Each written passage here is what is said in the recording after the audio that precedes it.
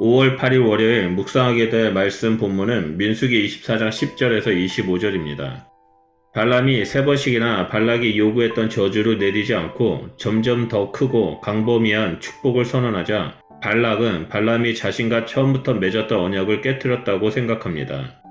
결국엔 발락은 손뼉을 치며 자신의 분노를 표출하고 발람을 협박하기까지 합니다. 언약을 깨뜨리는 것은 발람이니 발람이 책임지고 약속된 복채도 주지 않겠다라고 말합니다. 게다가 지금 당장 떠나라며 협박합니다. 발락이 하나님의 뜻을 존중하지 않는다는 것은 하나님을 비난하는 듯한 그의 말에서도 고스란히 드러납니다. 자신은 발람에게 부귀영화를 주려고 했지만 하나님이 막았다라고 주장합니다. 하지만 발람은 이번에도 하나님의 뜻에 순종할 수밖에 없는 자신의 처지를 항변합니다.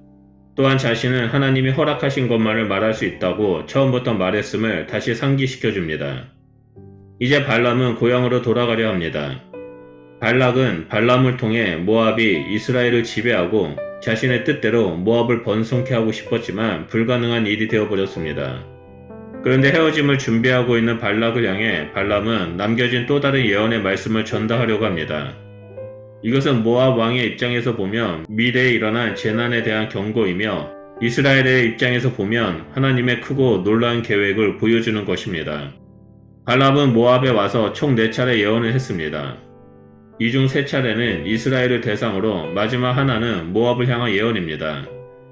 오늘 본문에 나오는 마지막 예언이 바로 모압을 향한 예언입니다. 모압을 향한 발람의 예언은 발람이 이스라엘을 보고 전한 3번째 예언과 같은 형식으로 시작됩니다. 발람은 예언을 전하는 자신에 대해 눈을 감았던 자, 하나님의 말씀을 듣는 자, 지극히 높으신 자의 지식을 아는 자, 전능자의 환상을 보는 자, 엎드려서 눈을 뜬 자라고 묘사합니다. 이런 흐름은 독자로 하여금 발람의 3번째 예언과 4번째 예언을 연결해서 어떻게 확장되는지 보라는 뜻입니다. 발람은 먼저 자신이 그를 보는 것은 먼 미래 일이라고 전제합니다. 여기서 말하는 그가 누구인지는 정확히 알기는 어렵습니다. 하지만 문맥상 뒤에 나오는 한 별, 한 규를 지칭한다고 볼 수 있습니다. 시적인 대구 형식을 보면 예언의 핵심은 야곱, 이스라엘에서 한 별, 한 규가 일어날 것이라는 데 있습니다.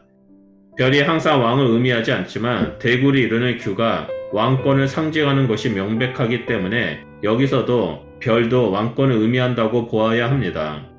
미래에 일어난 이스라엘의 왕은 모압을 깨뚫어 멸망에 이르게 할 것입니다. 발락의 입장에서 보면 지금 쏟아지는 발람의 예언은 실로 놀랍고 감당하기 어려운 예언이었을 것입니다. 또한 이스라엘 왕은 셋의 자손들도 멸망시킬 것입니다. 발람의 예언은 계속해서 에돔과 셰일을 향합니다. 에돔은 백성의 이름이고 셰일은 에돔이 정착한 땅의 이름입니다. 이들은 이스라엘 혹은 이스라엘 왕의 대적자로 불립니다. 그들이 대적하겠지만 이스라엘의 유산이 될 것이라고 하므로 에돔 역시 정복할 것임을 예언합니다. 출애굽과 가나안 정복기에는 하나님께서 에돔과의 전쟁을 허락하지 않으셨습니다. 하지만 하나님은 에돔이 이스라엘 백성에게 행한 잘못을 여전히 기억하고 계신 것입니다. 이제 발람의 눈은 아말렉을 향합니다. 아말렉은 민족 중의 으뜸이라고 평가하지만 그들 역시 멸망하고 말 것이라고 예언합니다. 출애굽 당시 광야 생활을 하는 이스라엘에게 아말렉은 지속적으로 위협적인 대상이었습니다. 실제로 2번에 걸쳐 전쟁을 했고 한 번은 패하기도 했습니다. 하나님께서는 이미 아말렉과 대대로 싸울 것이라고 선언하셨습니다. 아말렉의 미래에 대한 이런 예언은 사울과 다윗을 거쳐 히스기야 시대 그리고 최종적으로 에스더 시대에 이르러 마무리됩니다. 겐 족속의 멸망에 대한 예언도 추가됩니다. 모세의 장인 이드로가 겐 족속에 속합니다. 그들은 든든한 요새에 거하겠지만 결국 아수르에 의해 멸망하게 될 것입니다. 아수르 역시 기띔 해변에서 오는 이들에 의해 학대를 당하고 멸망하게 될 것입니다. 기띔의 정체에 대해 정확히 말하기는 어려울 것입니다.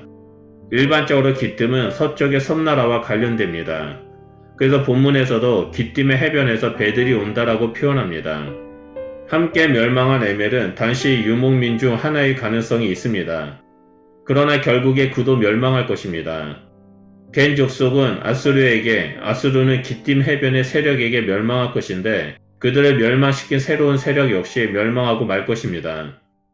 본문은 하나님께서 이 일을 계획하고 행하신다면 아무도 이 일을 막을 수 없다라는 사실을 강조합니다. 모든 예언을 마친 발람은 자기가 왔던 곳 메소포타미아로 돌아갔고 발락 역시 자기의 길로 돌아갔습니다. 이방인 발람을 굳이 보내셔서 발락 앞에 서게 하셨던 하나님의 뜻은 이 마지막 예언에 이르러 가장 뚜렷이 드러납니다. 하나님은 모압 왕 발락이 이스라엘을 저주하려는 악한 의도와 발람의 탐욕까지 사용하셔서 당신의 백성을 축복하시려는 계획을 완성하신 것입니다. 하나님은 역사의 주관자이시자 만왕의 왕이십니다. 하나님의 뜻은 그 누구도 막을 수 없으며 결국엔 이루어집니다. 그런 하나님께서 우리를 보호하시고 축복해 주시고 계십니다. 우리가 이 땅에서 거룩한 하나님의 백성으로 설 수 있도록 모든 것을 베풀어 주고 계십니다. 그럼 우리가 해야 할 것은 오직 만왕의 왕이자 역사의 주관자 되신 하나님만을 바라보고 의지하는 것입니다. 이스라엘이 모르게 발락이 발람을 통해서 저주하려고 했지만 하나님은 이를 막으시고 오히려 더 큰 축복을 해주셨습니다. 그런 것처럼 하나님은 우리가 알게 모르게 악한 세력으로부터 은혜 가운데 보호하시고 축복해주고 계십니다. 그러므로 우리를 한결같이 축복해 주시는 하나님만을 의지하며 믿음의 길을 걸어가는 주의 백성이 되시길 바랍니다. 하나님은 우리의 왕이십니다. 기도하겠습니다. 하나님, 우리를 향한 하나님의 놀라운 사랑과 한량없는 은혜에 감사드립니다. 또한 우리를 위해서 늘 일하여 주시고 축복해 주셔서 감사드립니다.